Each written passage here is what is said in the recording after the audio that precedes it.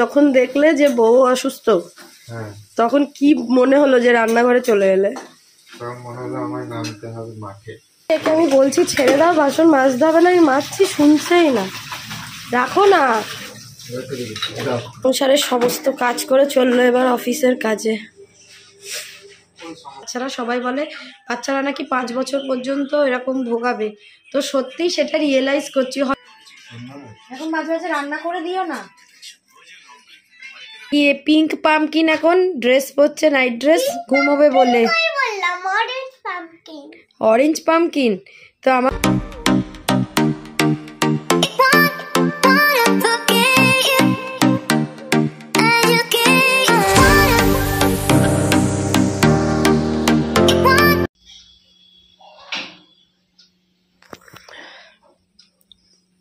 Hello guys, good morning and welcome back to my channel Shahana and সুহান is life. আশা করি সবাই নিশ্চয়ই খুব ভালো আছো।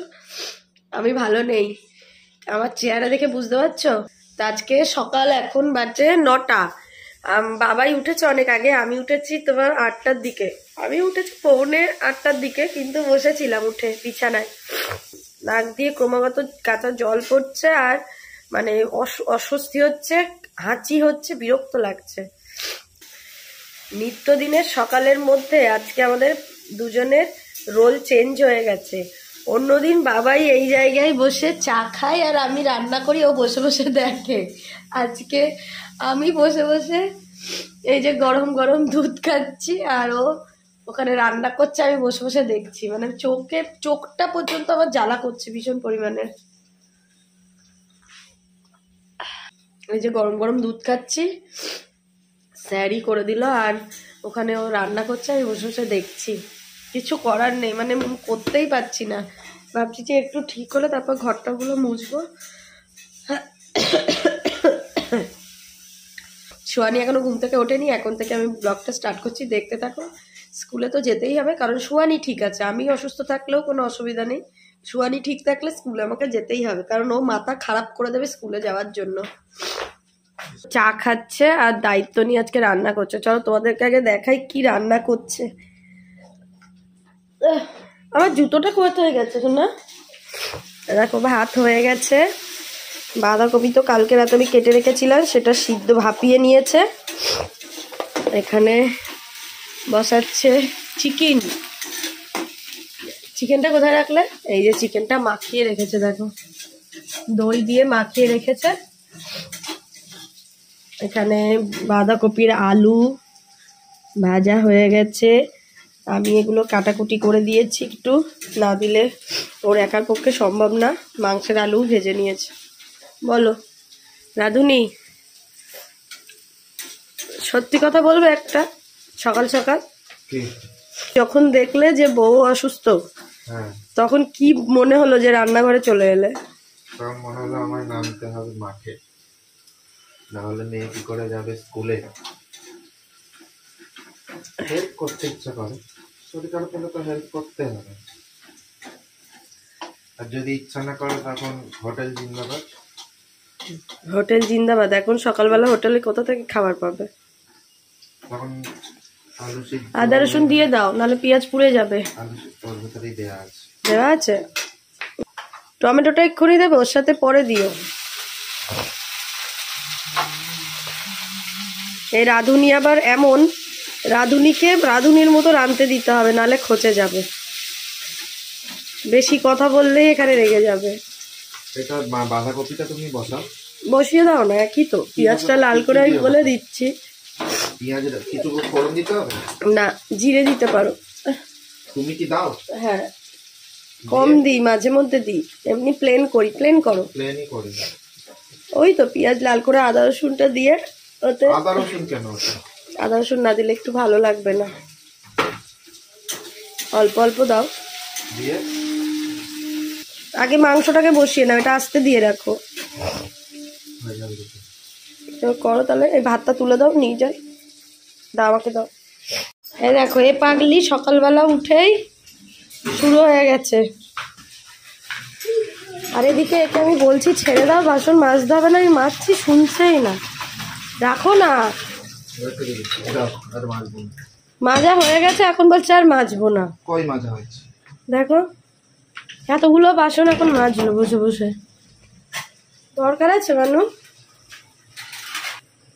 কি ওই তো, চলো শোয়ানি এসো ব্রাশ করে নাও। আমি ঘরে বিছানা কাঁথাটা তুললাম ঠিকই, কিন্তু বিছানার উপরে আর ওপরের বেড কভারটা আর পাততে পারলাম না। থাক আজকে ঝাড়বো। দাঁড়াও দাঁড়াও, আমি যাচ্ছি, দাঁড়াও, জল নিয়ে একেবারে স্নান করাবো। সংসারের সমস্ত কাজ করে চললো এবার অফিসের কাজে। সমস্ত কাজ করলে না, থালা বাসন মাজা টাজা, টিফিন গোছানো, সবই তো করলে। আরো কিছু বাকি আছে? কি বাকি আছে? কি বাকি আছে? স্কুলে নিয়ে যাওয়া। মেয়েকে স্কুলে নিয়ে যাও। তা নিয়ে যাও, যাও পাপার সাথে চলে যাও। হ্যাঁ টাটা টাটা বাই। যাও, সব নিয়েছো পয়সা টয়সা? চলো। এখন বাজে 11:09। এই যে ম্যাডামকে ফুল রেডি করিয়েছি, জাস্ট ওর জুতোটা পরে নেবে, বাদ বাকি সব হয়ে গেছে। হ্যাঁ দেখি চাইনিজ কাটটা একটুখানি আয় করে দিই সুন্দর করে। এবারে আমি একটু রেডি হব, তারপরে আমরা বেরোবো। আজ অনেক দিন পর আমি এই জামাটা পরেছি, কেমন লাগছে দেখো। জামাটা অ্যাকচুয়ালি যখন কিনেছিলাম না, অনেকটা লং ছিল, এমন লং ছিল না পুরো গাউনের মতো না সালোয়ারের মতো। তারপরে জামাটাকে এরকম নিচ থেকে কেটে আবার উঁচু করানো হয়েছে। চলো, শরীরটা ভালো লাগছে না। সকালে উঠে ওকে বলেছিলাম যে মাম্মা আমি আজকে শরীরটা ভালো নেই, থাকি, যেতে হবে না। না যাবো যাবো যাবো, জুতো পরে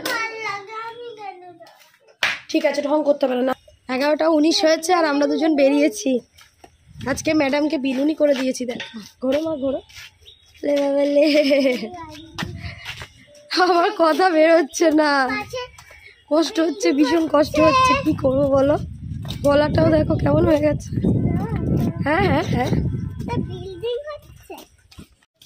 হ্যাঁ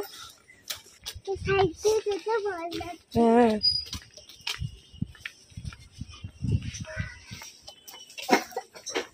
চলো। আমার আওয়াজ একদমই বেরোচ্ছে না। সোয়ানিকে দিতে যাচ্ছি স্কুলে, ঢোকাতে যাচ্ছি।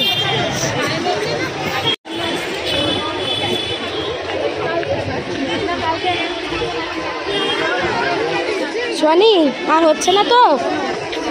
আর হচ্ছে? হ্যাঁ কান আর জ্বালা করছে? কান জ্বালা আর করছে? ঠিক হয়ে যাবে তুমি, চলো। এখন 4:05, বাড়ি চলে এসেছি। বাড়ি এসে মেয়েকে এখন একটু রুটি করে দেবো। আর আমি তো আমার টিফিন নিয়ে গেছিলাম, রুটি করে নিয়ে গেছিলাম, কুমড়ো আলুর তরকারি ছিল আর ডিম সিদ্ধ করে নিয়ে গেছিলাম, যেটা আমি খেয়ে নিয়েছি। তো মানে স্কুলে মেয়েকে ঢুকিয়ে দিয়ে বেরিয়ে বাড়ি এলাম, একদম কথা বলতে ইচ্ছা করছে না। সবাই আজকে বলছে শাহানা আন্টি কী হয়েছে, শাহানা আন্টি কী হয়েছে, মানে গলা দিয়ে আওয়াজই বেরোচ্ছে না। যতটা পাচ্ছি আস্তে কথা বলার চেষ্টা করছি, মানে ভীষণ কষ্ট হচ্ছে। গলা দিয়ে আওয়াজ না বেরোলে কষ্ট হয় না, মানে কথাই বলতে ইচ্ছা করছে না। তো আপাতত এখন তো বসে আছি, মেয়েকে একটা রুটি করে দেবো আর গার্গেল করবো, দেখি নুন জল দিয়ে গার্গেল করে গলাটা ঠিক হয় কিনা, নাহলে আবার ডাক্তার দেখাতে ছুটতে হবে। নিজেকে পুরো অসহায় লাগছে, অসহায়, ভালো লাগছে না, একদম ভালো লাগছে না। এরকম খুব কম হয়, যে কন্টিনিউ কথা বলে সে যদি একটু কথা না বলতে পারে গলার জন্য কতটা কষ্ট হয় সে তারাই বোঝে। আজকে আমার শরীরে কোনো কষ্ট নেই, কিন্তু এই যে গলা দিয়ে কথা বেরোচ্ছে না, এটাতেই কষ্টটা আমার আরও বেশি হচ্ছে।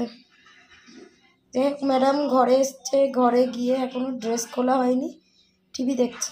চলো ড্রেসটা চেঞ্জ করি। চলো ড্রেস চেঞ্জ করে নাও। মোটু দেখছিস, ট্রাঙ্ক দেখছিস না? ভুলে গেছিলিস? মোটু দেখতে গিয়ে আটকে গেছিস? হ্যাঁ, আমার প্রচুর বুলি, আমার একটা বুলি মা, এটা আমার যে এত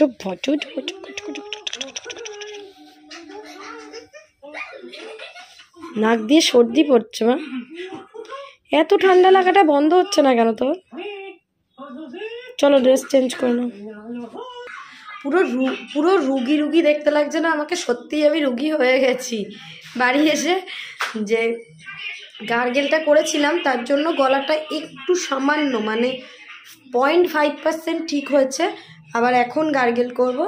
সাথে এই শীতকালে সন্ধ্যেবেলা না আর কিছু করার নেই, ব্ল্যাঙ্কেটের মধ্যে পা ঢুকিয়ে বসে অর্ডার করার মতো যদি কেউ থাকে তাহলে তো ভীষণ ভালো। যেমন আমার বর আছে, বসে বসে বাড়ি এলো, এসে একটু মুড়ি আর বাদাম দিল, কাঠবাদাম যেগুলো হয় ভেতরে, খোলার ভেতরে থাকে সেগুলো, সাথে আমি বললাম একটু চা করে দেবে, বলে লিকার চা করলো, খেলাম দিলাম। এখন উঠেছি কারণ খাবার দাবারের জোগাড় করতে হবে, প্লাস রান্নাঘরে বাসনপত্র পুরো ভর্তি। এই দেখতে পাচ্ছ পুরো ভর্তি, মানে স্কুল থেকে এসে টিফিনের বাসন, তারপর মেয়েকে খাইয়েছিলাম সেই সব বাসন মাজিনি, বাদ বাকি সব মেজে নিয়েছিলাম। তো এখন রান্নাঘরের এই সব, মানে রান্নার কোনো ব্যাপার নেই, যেহেতু চিকেন রান্না করেছি তো ওটাই খেয়ে নেবো রাত্রেবেলা, আমিও তাই খেয়ে নেব। এখন ভাবছি যে রুটি খাবো না ভাত খাবো। এমন না যে ভাত একবেলাই খেতে পারবো, ভাত দুবেলাও খেতে পারবো, কিন্তু পরিমাণে অল্প। তো সেটাই এখন ভাবছি কি করব। আর আজকে কাজ হয়েছে, আজকে দেখো স্যার সকালবেলা যে টিফিনটা নিজে হাতে করে নিয়ে গেছিল সেটা আজকে খাইনি, জানো তো? কারণ ওকে আজকে অফিসে এক জায়গায় নেমন্তন্ন ছিল, কেউ একজন বলতে ভুলে গেছিল, তো সেই ভুলের কারণে সেই টিফিন এই যে বাড়ি এসছে। এই যে বাঁধাকপির তরকারি, আলু সব এইভাবে বাড়ি এসছে, যেটা এখন রাত্রিবেলা আমরা খাবো। আরও একটা ইম্পর্টেন্ট কথা হলো যে বাড়ি আসার পর থেকে সোয়ানি শুধু বলছে ঠান্ডা লাগছে ঠান্ডা লাগছে।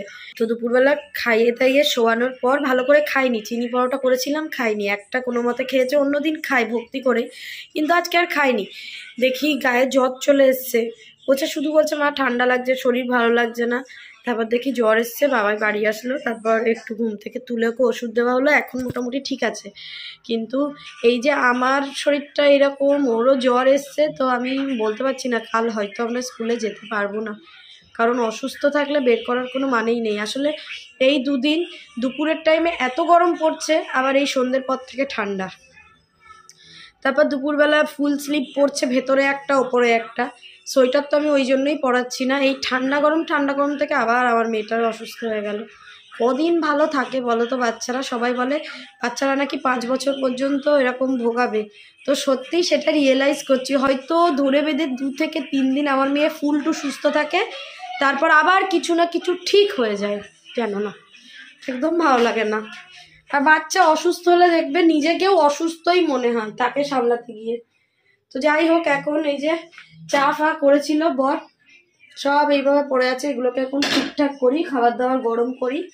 কালকে কি রান্না করবো না করবো এখনো ভাবিনি, দেখি স্যার কি বলে।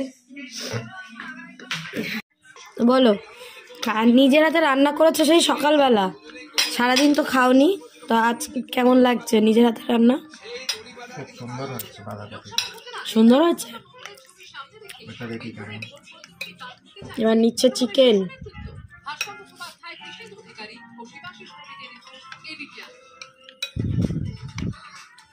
আর সুয়ানি কেমন লাগছে চিকেনটা? হ্যাঁ এক্ষুনি বলছিল কিন্তু ভালো লাগছে, হ্যাঁ যেই ক্যামেরার সামনে বলছে অমনি না। কেমন লাগছে? ভালো ভালো লাগছে না? না ডব্বাচ, শরীর ঠিক আছে শরীরটা মা? হ্যাঁ এখন মাঝে মাঝে রান্না করে দিও না, টানা রান্না করতে দিলে গজিয়ে ফেলে, মাঝে মাঝে দিলে তখন ভাবে যে বউ খাবে, বউকে খাওয়াতে হবে, বউর কথা ভেবে রান্না করছো না, নিজের মেয়ের কথা ভেবে অমনি ঢপ খাচ্ছ, আমাকে ফ্লপ খাওয়াচ্ছ।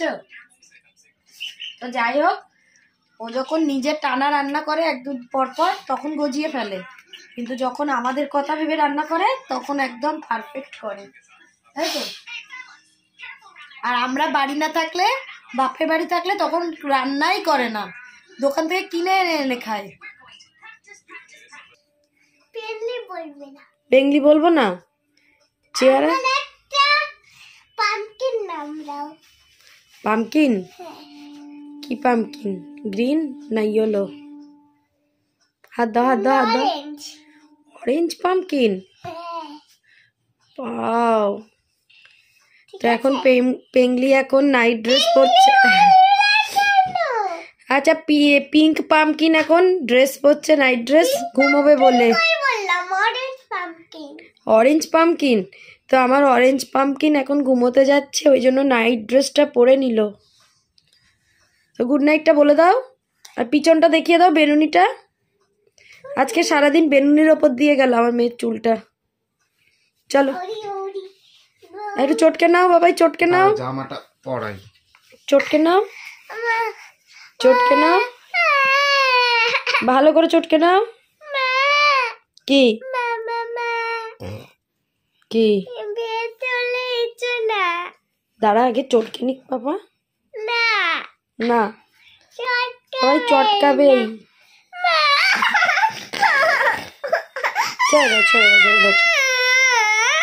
তাহলে তুমি টাটা গুড নাইট বলো বন্ধুদের, বলো। আবার পরের ব্লগে দেখা হবে।